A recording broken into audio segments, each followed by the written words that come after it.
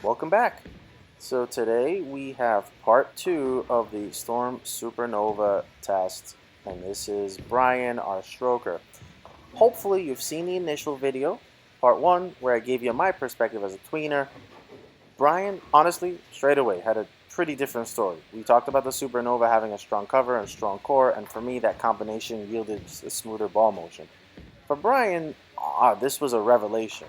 He was able to get it down lane with reasonable length, so similar, but he saw a clear, more defined move off the spot. He started around the second arrow, which is typical area for him on his house shot. It looked good. Tugs in, didn't hold. I think that's pretty consistent. Although actually maybe it held a little more for me, it didn't hold for Bryan or Tyler, and you'll see that in part three. The Supernova was rolling heavy for Bryan, and he could tell he would likely have more room if he moved in. He moved to around 13 at the arrows. It continued to look great for him. Again, the ball would get down lane enough and then really make a strong, defined move with that heavy roll and angle. So pretty strong arc.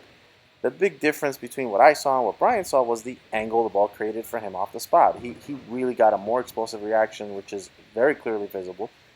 So anyway, he continued marching in to the third arrow, and guess what? It looked great from there as well.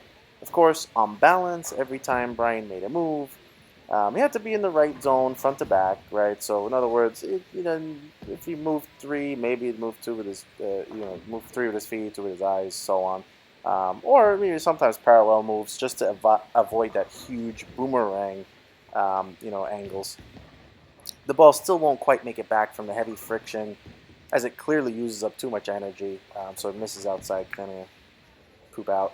You can see how much more responsive 15 to 9 is versus 15 to 6, for example. So, misses out really, for the most part, were not it. Misses in, generally, also in high. Now, that might make it sound like he didn't have miss room, but I would say that actually is not true.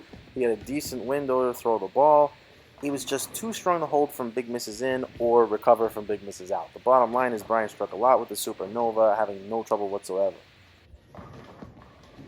Now, to compare to the original Storm Nova, we moved over to a fresh lane. Just for context, you can see that 15 to 8 is still working here, right? So it's still about the same shot. You can just feel that the pattern is fresh. The OG Nova has become a staple in Bryan's bag, so the Supernova piqued his interest. Of course, his eyes lit up immediately upon throwing the Supernova, as you saw. But back to the comparison, you can immediately see that the Novas may be, somewhat oddly earlier and smoother. From day one, the Nova was always very smooth.